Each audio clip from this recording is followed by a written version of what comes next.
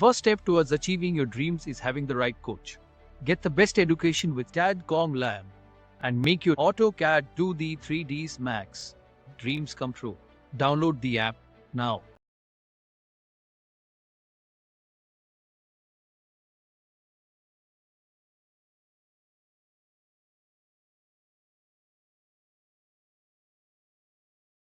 फिर होस्पोस हो जाती है, समझ में नहीं आता। इसीलिए आर्किटेक्चर पार्ट में इसीलिए कॉल आउट्स को यूज़ करा गया है, डिटेल कॉल आउट को यूज़ करा जाता है ताकि आप उनको मार्क करके अलग सेपरेटली शो करा सकें systematic way. Simple properties add करा दें।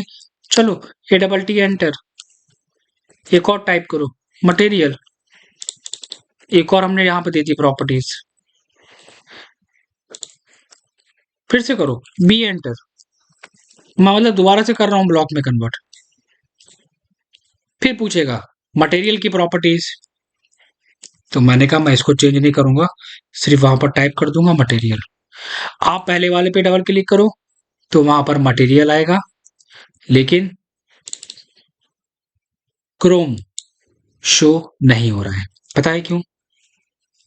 क्योंकि पहले मैंने ब्लॉक बनाया, फिर दूसरी भी प्रॉपर्टीज थी, उन दोनों का ब्लॉक बनाया तो पहले वाले चली गई प्रॉपर्टीज। अगर हम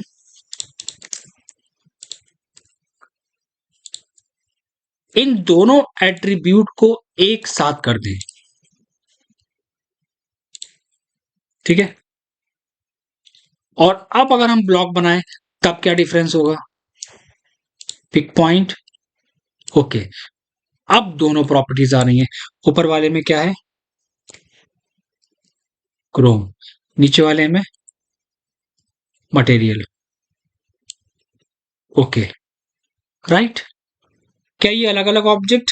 नहीं, ये है हमारा, मान लो ये है हमारा फ्रंट एलिवेशंस और मैं इसकी डिटेल देना चाहता हूं। सो ये मैंने उठाया, copy copy copy and copy. कितने ऑब्जेक्ट हैं? 2 4 6 8 10? नहीं,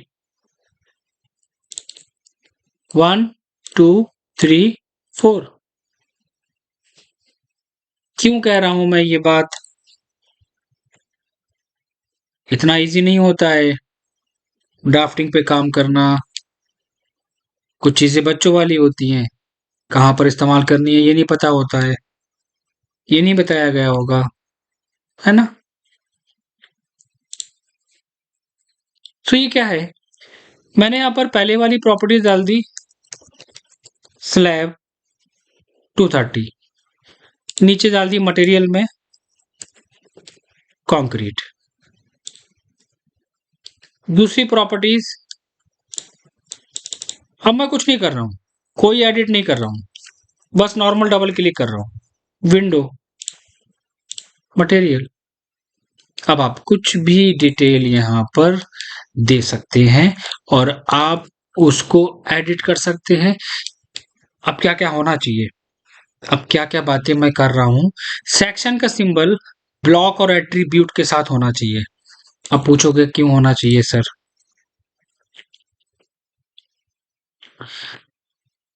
ये सेक्शन का सिंबल है, ATT एंटर। ए, ये एक प्रॉपर्टीज हमने यहां पर ऐड कराई,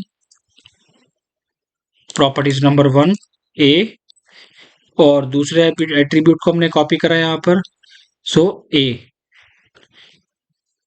मैंने ब्लॉक में कन्वर्ट कर लिया, पिक पॉइंट, ओके, ए और ए डैश। आपको पता है ये अभी भी ब्लॉक है, और अगर मैं इसे कॉपी करूंगा और मुझे पता है कि जो नेक्स्ट सेक्शन की डिटेल मैं देने जा रहा हूं वहां पर ए और ए डैश नहीं होगा, मुझे पता है वहां पर बी और बी डैश होगा, तो हमें इसको ज्यादा मॉडिफाई करने की जरूरत नहीं पड़ेगी। आपको डबल क्लिक करके सिंपल वहां पर बी और दूसरे वाले में आपको बी डैश करके ओके करना है। This one is A, B और बी डैश। टाइम सेव हुआ, नंबर ऑफ ऑब्जेक्ट ज्यादा क्रिएट नहीं करने पड़े, कहाँ पर हम इसको यूज करें, ये कॉन्सेप्ट हमारा क्लियर हो गया होगा। एग्जाम्पल नंबर 1, हम इसको ग्रिड लाइन में इस्तेमाल करेंगे, नंबर 1। नंबर 2, हम इसको यूज करेंगे एलिवेशंस के सिंबल्स को क्रिएट करने में। हम इसको यूज करेंगे सेक्शंस में। हम एट्रीब्यूट और ब्लॉक का इस्तेमाल करेंगे कहां पर, जहां पर हमें किसी ऑब्जेक्ट की डिटेल्स इंक्लूड करना हो।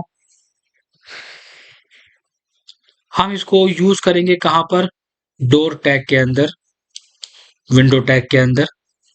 ब्लॉक एट्रीब्यूट का यूज करा जाता है कहां पर, जब हम एलिवेशंस में मटेरियल की डिटेल्स इंक्लूड करते हैं, या फिर हम लेवल्स की इंफॉर्मेशन देते हैं, या फिर हम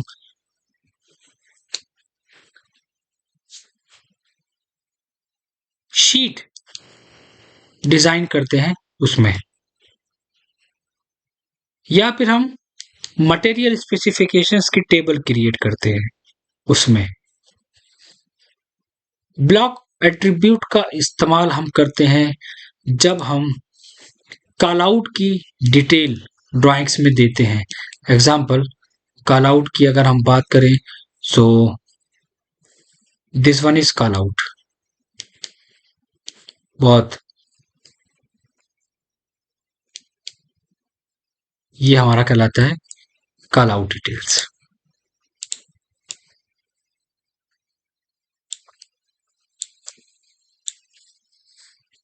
किससे बनाते हैं, ब्लॉक प्लस एट्रीब्यूट के साथ। हम ड्राइंग्स के अंदर शॉर्ट सेक्शन देते हैं, किससे बनाएंगे, ब्लॉक प्लस एट्रीब्यूट।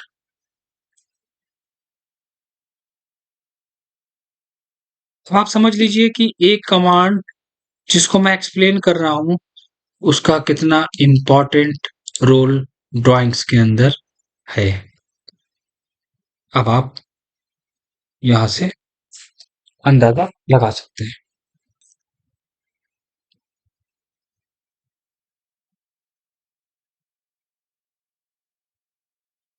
क्या क्या समझ में आया?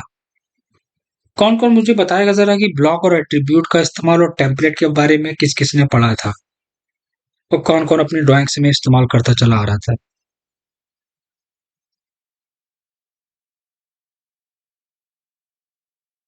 ओके, सौरभ।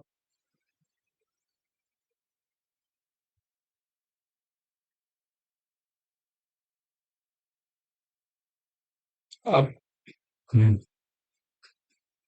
मतलब आज मैं पहली क्लास एक्सप्लेन कर रहा हूँ और आपने ऑटोकैड पूरा अपना कंप्लीट कर लिया है पहले से ही। फिर बात करते हैं यहाँ पर हम लेयर टेम्पलेट के बारे में। हम बहुत डिटेल्स पे काम करते हैं।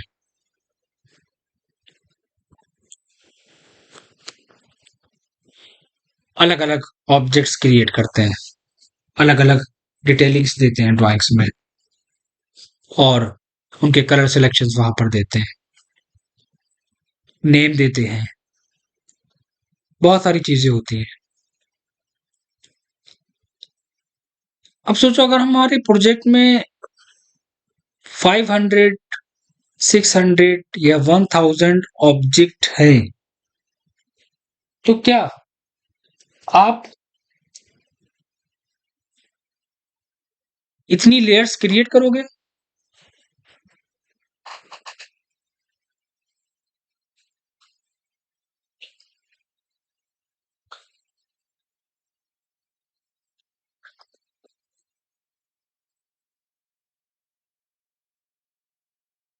तो यहां पर लेयर का कितना इंपॉर्टेंट रोल है, ये मैं थोड़ा सा एक्सप्लेन करता हूं। देखो, लेयर्स के बारे में सभी ने पढ़ा होगा। आपने पहले एंटर किया, यहां पर आपको एक ऑप्शंस मिलता है, आपके टीचर ने आपको बताया होगा एले एंटर। बच्चों, यहाँ पर एक ऑप्शन आता है न्यू लेयर का, आप क्लिक करेंगे, एक लेयर बन जाएगी, दूसरा क्लिक करेंगे, दूसरी लेयर, तीसरी लेयर, कलर आप चेंज कर सकते हैं, ये बच्चों को मालूम होता है। लेकिन अब आप ये सोचो कि हम इतने बड़े प्रोजेक्ट पे काम कर रहे हैं और इतनी सारी डिटेल्स ड्राइंग्स में इंक्लूड कर रहे हैं, किस-किस की